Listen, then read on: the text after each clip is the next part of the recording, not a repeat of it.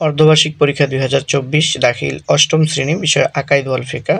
তো শিক্ষার্থী বন্ধুরা, এই মুহূর্তে তোমাদের আকাইদ ও ফিকার সৃজনশীল এবং বহু নির্বাচনী অর্থাৎ নৈর্ব্যক্তিক দুইটাই শেয়ার করতেছি একই ভিডিওতে। তোমরা ভিডিওটি শুরু থেকে শেষ পর্যন্ত অবশ্যই মনোযোগ সহকারে দেখবে, ভিডিওটি স্কিপ করবে না, টেনে টেনে দেখবে না, সম্পূর্ণ ভিডিওটি দেখার রিকোয়েস্ট হলো। তো ভিডিওটি শেয়ার করে দিবে এবং ভিডিওতে লাইক কমেন্ট করবে। প্রথমেই তোমাদের সৃজনশীল প্রশ্ন। আকাইদ অংশ হইতে ২টি, ফিকা অংশ হইতে ৩টি, আখলাক অংশ হইতে ১টি, মোট ৬টি প্রশ্নের উত্তর দিতে হবে। তোমরা এখানে একটাতে ১০ নাম্বার করে টোটাল ৬০ নাম্বার পাবে। আকাইদ অংশ ২টি প্রশ্নের উত্তর দাও। ১ নম্বরে হচ্ছে আলতাফ হোসেন একজন ধার্মিক লোক।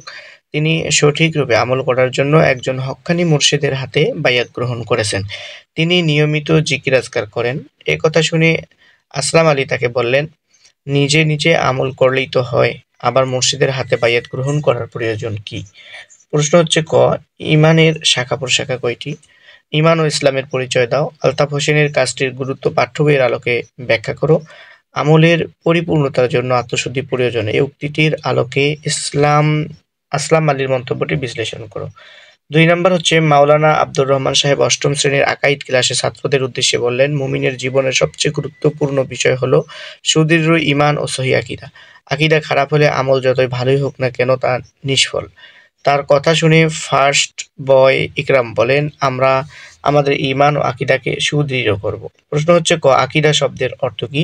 মুমিন ব্যক্তির ২টি গুণ লেখো। উদ্দীপকে আব্দুর রহমান সাহেবের কথাটি তোমার পাঠ্য বইয়ের আলোকে যথার্থ মূল্যায়ন করো।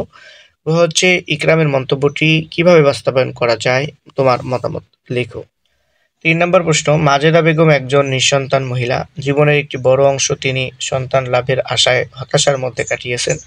শেষবারের মতো তিনি একটি মাজারে গিয়ে সেজদায় নত হয়ে সন্তান লাভের জন্য দোয়া করলেন।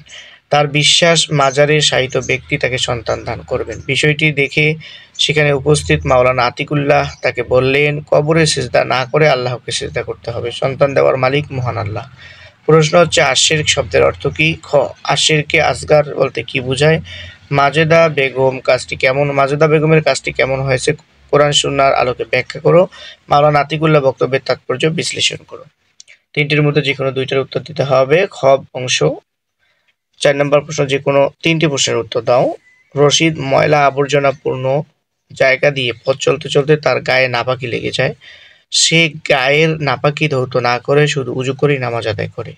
তার বড় ভাই রাজীব তার গায়ের নাপাকি দেখে বললেন, রশিদ, তোমার নামাজ আদায় হয়নি। কথাটি শুনে রশিদ বললেন, নামাজ শুদ্ধ হওয়ার জন্য পবিত্রতা অর্জন করা প্রয়োজন, আর অজুর মাধ্যমে আমি সেটা পালন করেছি।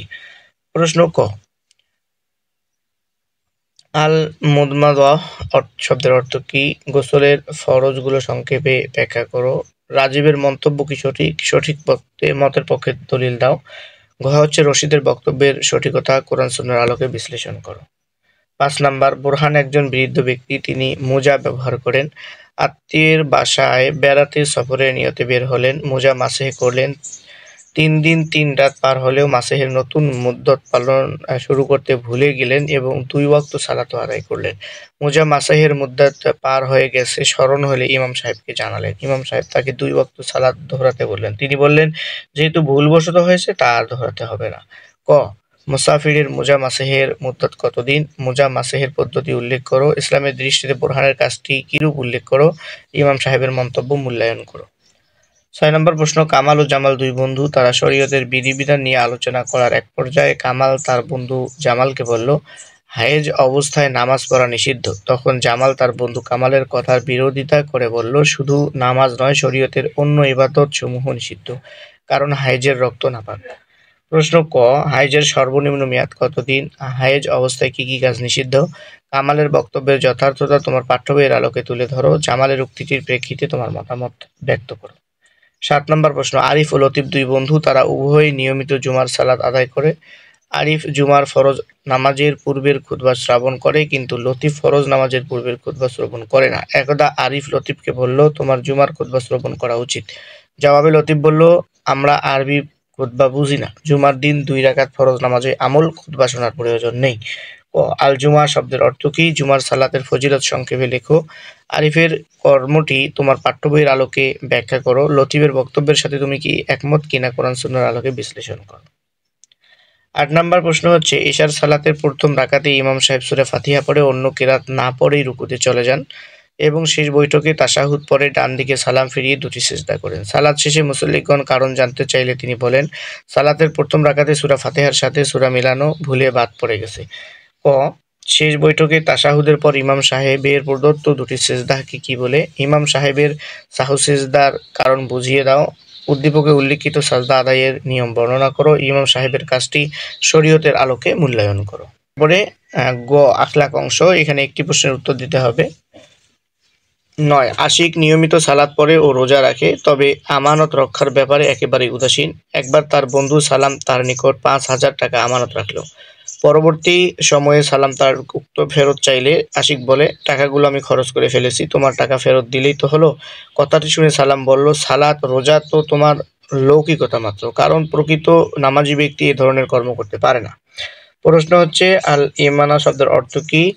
আমানা শব্দ আল্লাহু ইউহিব্বুস সাবিরিন আয়াতটির ব্যাখ্যা করো। আশিকের কর্মের সাথে তুমি কি একমত? তোমার মতের পক্ষে দলিল দাও।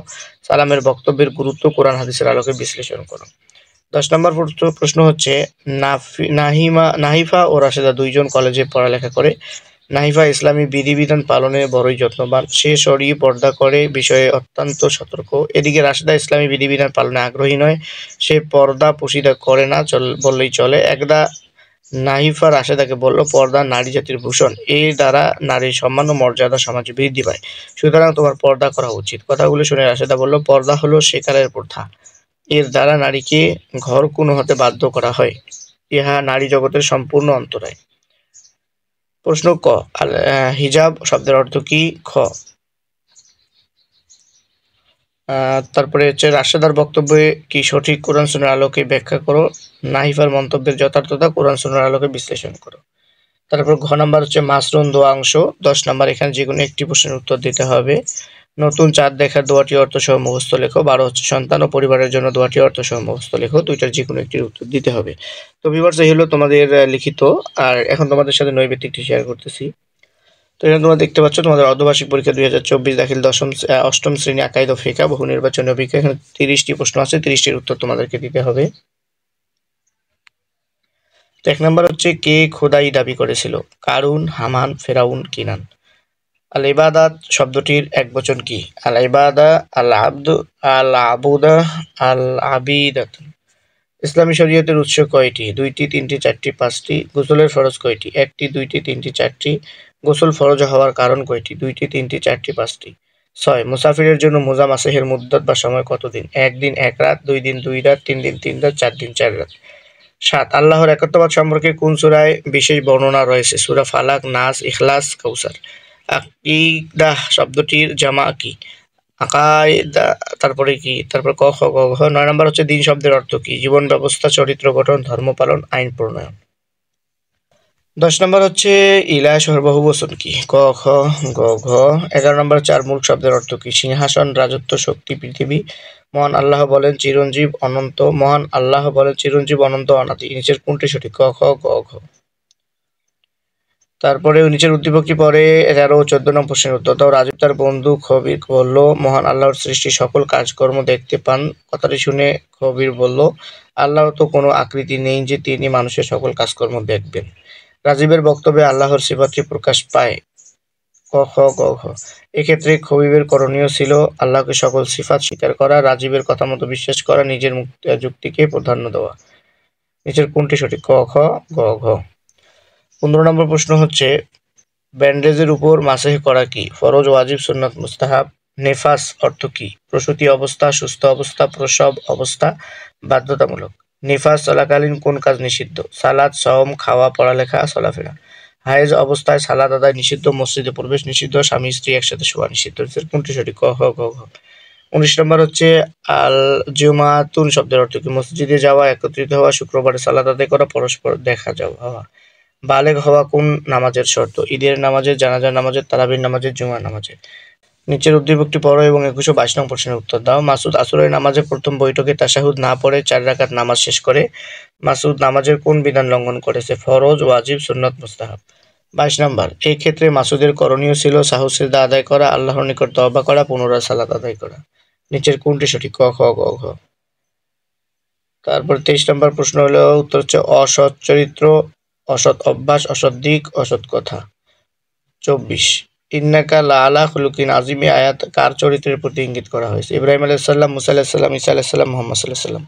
তাকওয়া অর্থ কি? সংযমী, সাহসী, সংগ্রহ, সুন্দর। তাওয়াক্কুল করব কার উপরে? রাসূলের উপরে, আল্লাহর উপরে, নবীগণের উপরে, পিতামাতার উপরে। 27 মানব চরিত্রের মারাত্মক রূপ কোনটি? ক, খ, গ, ঘ। 2 ঈদের সালাত আদায় করা কি ফরজ, ওয়াজিব, সুন্নাত, মুস্তাহাব? ঈদের দিন গোসল করার হুকুম কি? ওয়াজিব, সুন্নাত, মুস্তাহাব, মুবাহ। আসর অর্থ কি? ভুল করা, লোকমা দেওয়া, অজান্তে কোনো কাজ বাধা হওয়া, ভুলের সিজদা করা। ভিউয়ার্স, 30টা এমসিকিউ শেয়ার করলাম। তো তোমাদের অষ্টম শ্রেণীর আকাইদ ও ফিকহ সম্পূর্ণ প্রশ্নটি শেয়ার করা হয়েছে। তো ভিউয়ার্স, শিক্ষা সংক্রান্ত সকল আপডেট পেতে চ্যানেলটি সাবস্ক্রাইব করে সাথেই থাকবে।